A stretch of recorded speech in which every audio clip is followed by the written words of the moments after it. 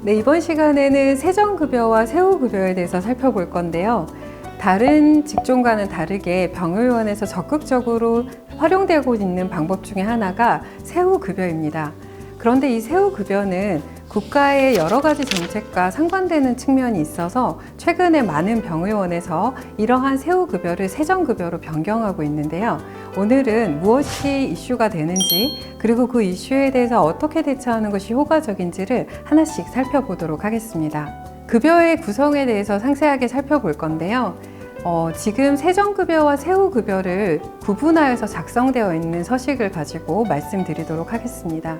세전급여는 지급총액이라고 표기되기도 하고요. 세후급여는 차인 지급액 또는 실수령액으로 논의되기도 하는 영역입니다. 이렇게 세전급여 지급총액을 220만 원으로 산정한 직원의 경우에 세후급여 209,940원이 도출될 때는 공제세액이라는 것을 차인하게 되는데요. 이 금액에 대해서 기준을 고지 기준으로 적용하는 것과 실제 당월 기준으로 적용하는 것에 따라서 이 금액 또한 또 달라질 수도 있습니다. 이렇게 적용한 직원의 경우 세전급여는 220만 원이고 국민연금이나 건강보험 그리고 고용보험을 고지 기준으로 했을 때 차인 지급액, 실수령액으로 지급받는 금액은 209,940원입니다. 이렇게 지급받은 급여가 3월 달에 지급받은 급여였다고 했을 때 똑같은 금액으로 똑같은 직원이 급여를 지급받는다 하더라도 4월이 되면 이 값이 달라질 수 있습니다. 4월인 경우에 똑같은 직원이 220만 원을 받는데 세후급여가 달라진 케이스를 확인하실 수가 있는데요. 이렇게 되는 이유는 건보료가 값이 달라지기 때문입니다. 이 4월에 지급받는 198만 9,980원은 실제로 전월에 지급받았던 금액보다 줄어들게 되는데요. 이렇게 줄어드는 값은 정산되어서 반영된 건강보험료의 값이 변경되었기 때문입니다. 4월이 되면서 전년도 소득을 기준으로 해서 정산된 건강보험료가 반영됨으로써 실제로 차인돼야 되는 금액이 올라가게 됩니다. 따라서 직원이 200만 원이 넘는 급여를 받고 있었다 하더라도 세후급여로 정산을 하게 되면 이 값이 바뀌게 됩니다. 따라서 지급총액과 차인 지급액은 계속해서 이 공제금액에 따라서 좀 바뀌게 되는데요. 이러한 부분을 먼저 이해하시는 것이 필요합니다. 세금을 사전적으로 징수하고 사후적으로 연말정산하는 구조로 우리나라는 운영이 되고 있는데요. 세금을 사전적으로 징수하고 연말정산을 하는 과정을 실제 케이스를 통해서 알아보도록 하겠습니다.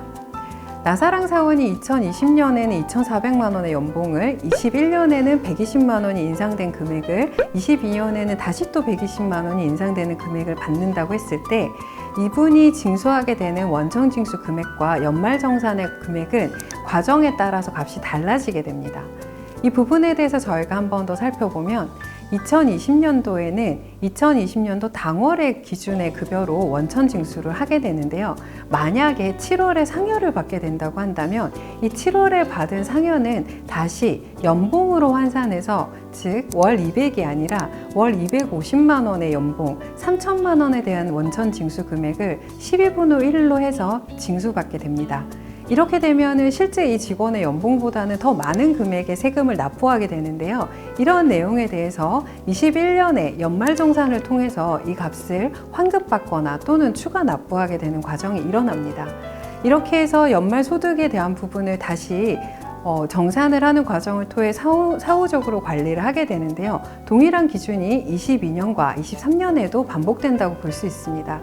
그러다 보니 직원 입장에서는 고정된 급여를 받는 것이 더 효과적인 것 같겠지만 실제로 국가가 운영되고 있는 프로세스를 본다면 실제 본인의 주민번호로 운영이 되고 있는 이러한 정산의 과정이 정확하게 반영되는 것이 더 효과적이라고 볼 수 있습니다. 똑같은 직원이 건보료를 정산받게 되면 어떤지를 한번 살펴볼 건데요. 건강보험료는 4월에 변경이 됩니다. 이 건강보험료의 경우는 실제로 적용되는 기준 자체가 좀 복잡합니다. 건강보험료는 전년도 소득을 기준으로 해서 정산을 하게 되는데요. 문제는 전년도 소득을 알게 되는 시기가 연말정산이 종료된 이후라는 점입니다. 그래서 처음에 2021년에 2분의 2 건강보험료는 정산을 기준으로 해서 4월 달이 되는 시점에야 정산된 금액 기준으로 해서 신고 기준을 적용하게 되고요. 그 다음에 4월이 돼서야 다시 새로운 급여의 기준으로 정산을 받게 됩니다.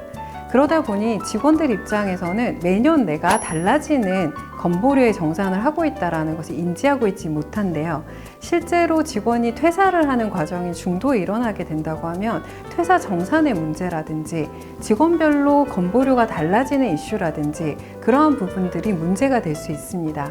따라서 연말정산이 일어나는 것처럼 건보료의 정산도 일어나고 있고, 오늘 살펴보진 않았지만 국민연금의 요율이 변경되면서 국민연금의 값도 변경되는 등 공제가 되는 사대보험의 값이 변화되는 것이 실제로 급여에 반영되는 과정이 꼭 필요하다고 볼 수 있겠습니다. 세후급여를 고정하면은 문제가 되는 부분들에 대해서 좀 말씀드리려고 하는데요. 실제로 세정급여를 맞춰 두었다고 하더라도 이 금액이 건보료의 변경이 일어났을 때 세후급여가 변경되지 않는다고 한다면 세정개혁이라고 하는 경우와는 달리 세후계약은 이 부분을 변경할 수 없기 때문에 실제 급여를 인상해 주셔야 되는 부분이 발생하게 됩니다. 이렇게 실제 급여를 인상하게 되는 경우에는 근로계약서를 반드시 다시 써야만 하는데요. 병의원의 대부분이 이것을 인지하고 있지 못하기 때문에 실제로 급여 신고에는 반영됐음에도 실제 근로계약서에는 반영되지 않은 이러한 간극이 발생하기도 합니다.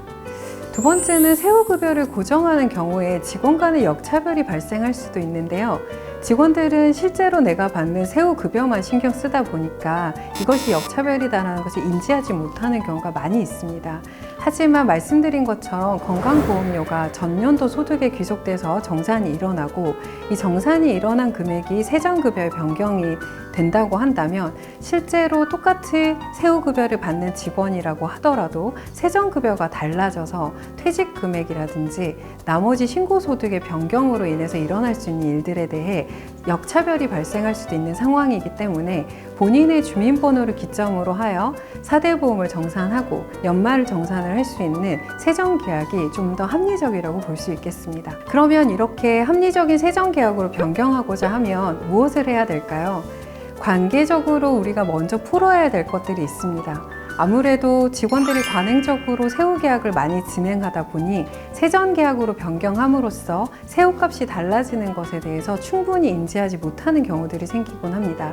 따라서 먼저 원장님과 직원들 사이에 공감대와 상호 합의를 형성하는 것이 우선되어야 될 것입니다.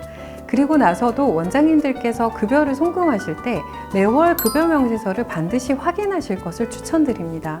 소득세와 사대보험 값은 매월 고지되는 값이 달라질 수 있기 때문에 이러한 값을 완전히 확인한 다음 그 차인 지급액을 지급하셔야 실제로 직원이 받기로 된 금액을 정확하게 지급하실 수가 있습니다. 또 하나 더는 이렇게 변경하는 과정이 100% 금액을 맞춰서 할 수 없다는 점에 대해서 상호 인지하실 필요가 있습니다. 세정계약으로 변경하면서 사대보험 정산값을 모두 정확하게 반영하면 좋겠지만 직원들의 상황도 모두 다르고 이것이 프로세스상으로 효과적이지 않기 때문에 정산 과정을 100% 반영한다는 것은 굉장히 어려운 일입니다. 하지만 그간 원장님께서 세후계약을 진행하면서 연말정산에 대한 환급 금액은 직원들에게 돌려주셨다면 그 또한 금액을 원장님께서 배려해 주신 것이니 상호 합의하에 이 부분을 논의하셔서 결정하실 수 있다고 볼 수 있습니다. 이번 영상에서는 병의원에서 관행적으로 사용되고 있는 세정계약과 세후계약에 대해서 살펴보았는데요. 세후계약이 서로 기억하기가 좋고 송금하기가 좋기 때문에 많이 활용되고 있지만 실제로 국가의 정책과 상반되는 측면이 있으니 이번 기회에 직원들과 적절한 논의를 통하여 세정계약으로 변경하실 것도 추천드립니다. 경청해 주셔서 감사합니다.